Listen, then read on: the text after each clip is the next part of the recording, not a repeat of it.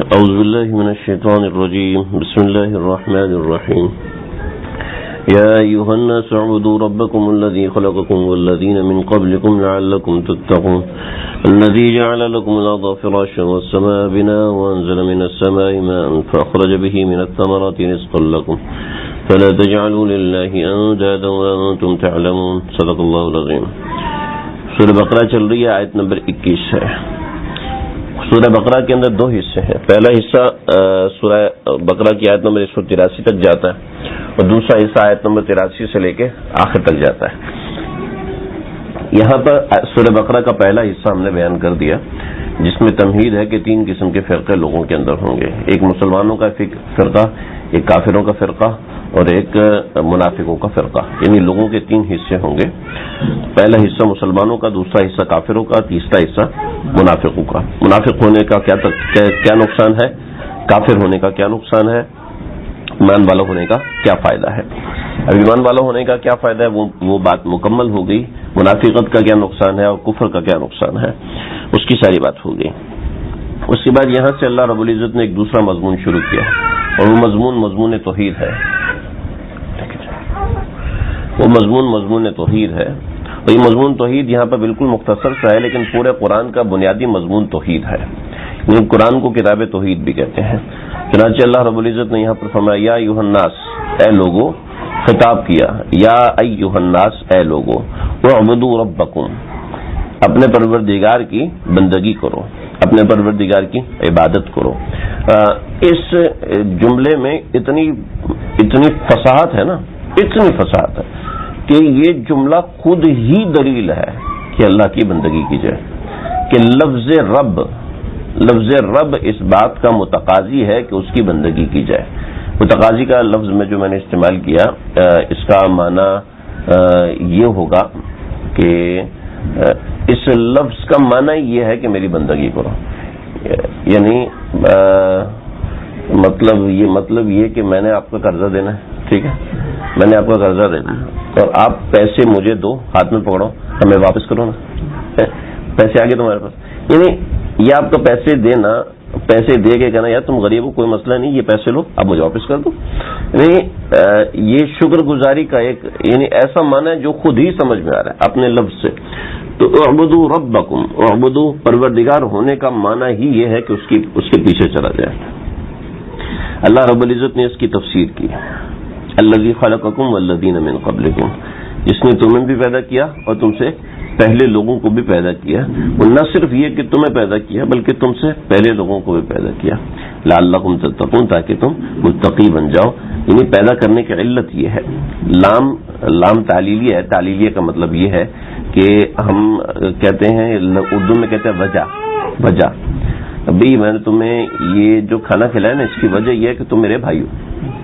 تو وجہ کے لیے عربی کے اندر لام زبر لا کا لفظ ہے، لعلکم، تاکہ، اس کی وجہ یہ ہے، تمہیں پیدا کرنے کی وجہ یہ ہے کہ تم متقی بن جاؤ۔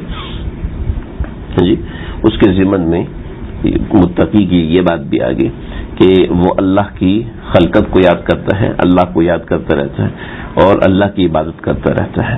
یہ آیت کے پچھلے حصے سے سمجھ میں آ رہا ہے، وَاعْبُدُوا رَبَّكُمْ سے سمجھ میں آ رہا ہے۔ تو اللہ نے یہاں پر توحید کا تقاضا کیا ہے کہ تم مجھ سے ڈرو، توحید میں ڈرنا بھی آ گیا۔ آیت سمجھ میں آ گئی؟ پھر اللہ نے آگے اپنی تعریف اور کی۔ اللہ رب العزت کو اپنی تعریف کرنا اچھا لگتا ہے، لہذا ہمیں بھی سکھایا کہ جب دعا کرو تو میری تعریف کیا کرو، الحمدللہ رب العالمین الرحمن الرحیم۔ تو یہاں پہ اللہ نے اپنی اور تعریف کی، الذی جعل لکم الارض فراشا، اور اللہ اپنی تعریف اس لیے نہیں کرتا کہ اس کو صرف اپنی تعریف کرنا پسند ہے، بلکہ اللہ اپنی تعریف اس لیے کرتا ہے تاکہ تمہیں پتہ چلے کہ اس نے تمہارے اوپر انعام کتنا کیا ہوا ہے۔ تو اللہ اپنی تعریف کرتا ہی اس لیے تاکہ لوگوں کو پتہ چلے کہ اس کے کتنے انعام، کتنے اکرام تمہارے اوپر ہے۔ تو الذی جعل لکم الارض فراشا، کہ جس نے زمین کو تمہارے لیے فرش بچھونا بنایا، والسماء بناء، اور آسمان کو چھت بنایا، ٹھیک ہے، یعنی جیسے فرش انسان کے لیے ایک سہولت کی چیز ہوتی ہے، ایسے زمین بھی ایک سہولت کی چیز ہے۔ آسمان جیسے چھت ایک سہولت کی چیز ہے، ایسے آسمان بھی ایک سہولت کی چیز ہے. اس کی سہولت کو اللہ نے مختلف جگہوں پر ذکر کیا ہے. اس میں سے ایک جگہ یہ وَأَنزَلَ مِنَ السَّمَاءِ مَاءً، اور آسمان سے تمہارے لیے پانی اتارا. اور زمین کی سہولت یہ کہ فَأَخْرَجَ بِهِ مِنَ الثَّمَرَاتِ، کہ زمین سے اس کے ذریعے سے پھل نکالے.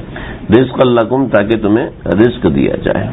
ٹھیک ہے، دنیا میں تم آئے ہو تو تمہاری روزی بھی ہمارے ذمہ ہے. تو اس میں ایک طریقہ یہ ہے. اب سمجھ لیں کہ رزق جو ہوتا ہے وہ رزق صرف روٹی کو نہیں کہتے، پھل کو نہیں کہتے. یعنی اس سے یہ نہ سمجھیں کہ صرف جو زمین سے نکل رہا ہے بس وہی رزق ہے، بلکہ ہماری تمام رزق کی چیزوں کا تعلق زمین سے ہے. حتیٰ کہ دوائی بنتی ہے، ٹھیک ہے، وہ بھی زمین پہ لگے ہوئے پہاڑوں کے اندر معدنیات ہوتی ہیں، جس میں پلاٹینیم ہوتا ہے، جس کے اندر یورینیم ہوتا ہے، جس میں 50 قسم کی دوائیاں بنتی ہیں پہاڑوں کے اس قسم کی چیزوں سے.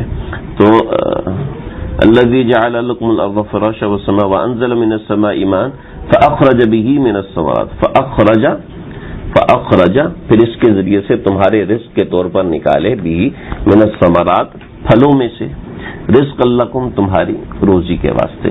تو من الثمرات کا جو مطلب ہے نا، من الثمرات کے اندر من کا معنی یہ ہوتا ہے کہ اس میں سے کچھ رزق جو ہے وہ ثمرات سے ہے، پھل، یعنی بقیہ رزق اور بھی ہے.